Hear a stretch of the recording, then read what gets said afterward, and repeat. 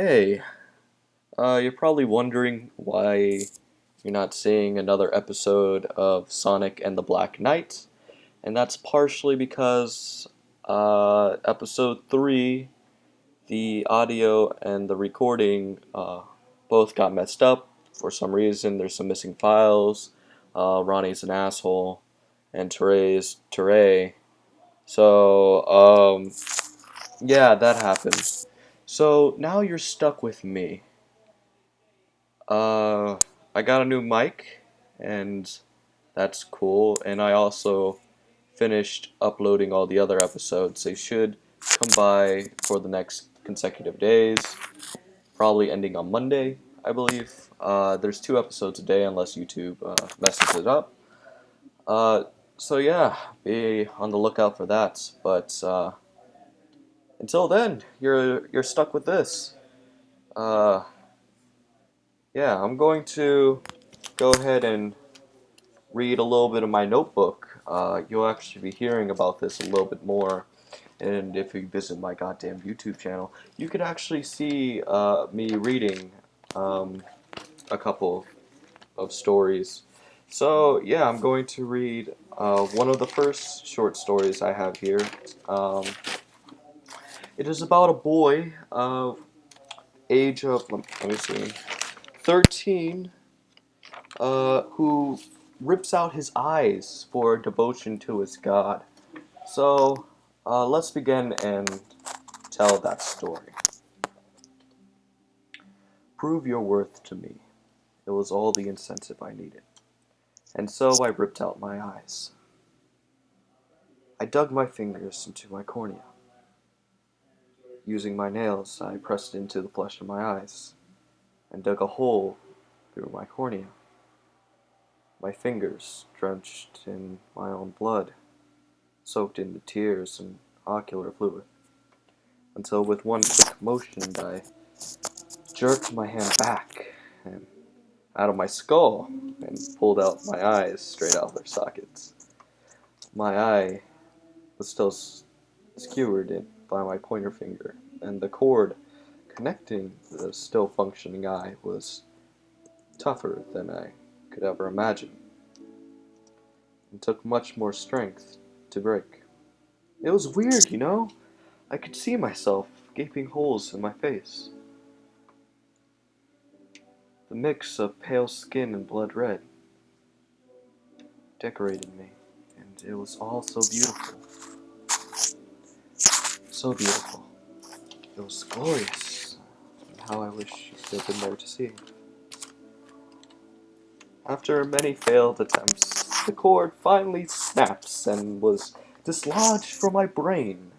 My vision now cut in half was a strange and different feeling, with the force of ripping out my eye, however, caused me to drop it onto the ground, making a loud as the flesh kissed it. The ruthless success would have affected me until he told me to retrieve the eye for him.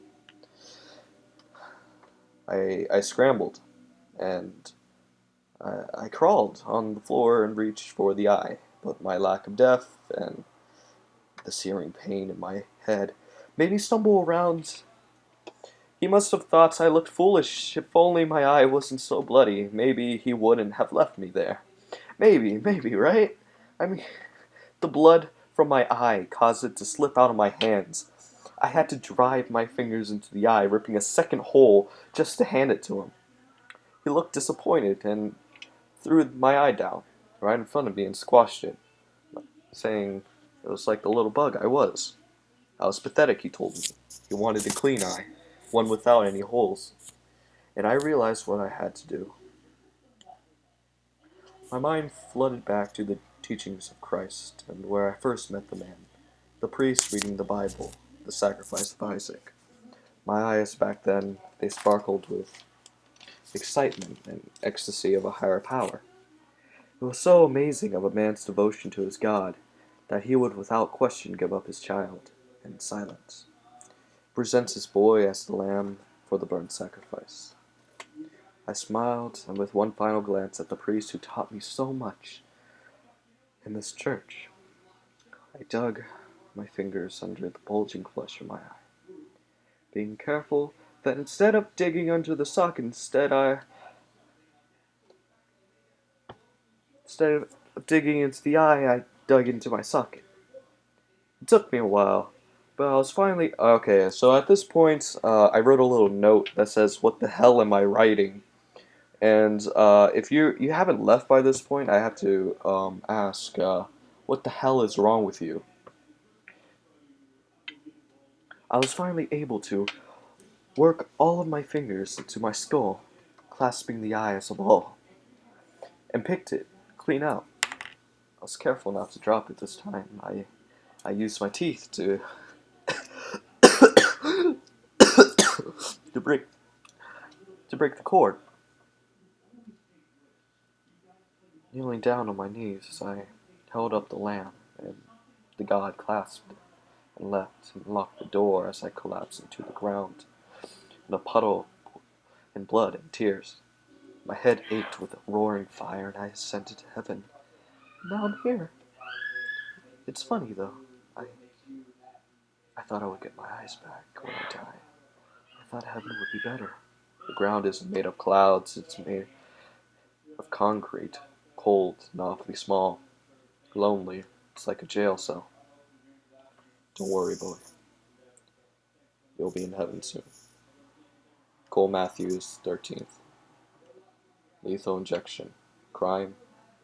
Cult sub-leader and murderer of 40 up, including classmates and parents. Well, that was a fun story, wasn't it? Alright, let's see what else I have in here. I'm serious. This is all it's gonna be. I've been going for like 6 minutes. I'm gonna try to go for like 10 minutes to see. I don't know how long I go. I have actually another short story. This one's actually not as long because it's not finished yet, but it's here we go. I'll have you know, I really wanted to punch her in her face, her stupid little face. But you know what? I didn't, because I'm the bigger man. You stabbed the woman, sir, but I didn't punch her. Jesus, why can't you look at the good side of things? Death is never a funny thing. But to him, it's absolutely hilarious. It's all fun and jokes until someone dies. Then it's fucking hilarious. As a kid, I was responsible for my school's hamster. And as a kid, I took care of it. I brushed its hair, I cleaned its tank, I gave it water, food. I even brought my own carrots and celery to feed him. I named him. His name was Sir Harriet. Harriet the hamster. I was into the whole RPG thing back then. Harriet and I became the greatest of friends, but then I got into a little accident. My father got a little drunk one day, and somehow my legs were broken. I called the school saying that I would be out for a while, but when I came back, Harriet was dead. Funny, right? I was ridiculed by my peers and classmates. I was even punished by the teacher. But the truth is, no one cared for Harriet. Hell, they didn't even remove his corpse from his cage. Ah, man, I can't even speak today. I was ridiculed, but no one fed him or watched him. His corpse could have infected the small children of the classroom, but no one cared. No one cares about anything, themselves or each other, or Harriet's or me. They just wanted a good laugh. And my young mind realized this, and I snapped. The truth about society. And I was ready to tell my class a killing joke. I just hope none of them would miss the punchline. Alright, so that's about all the time we have for today. I wonder if my recording software is still working. I got a new mic, so hopefully the audio quality will be better. And the wine was finer. And the liquor was sweeter. And you'll remember me as a doctor. Ah, fuck's sake.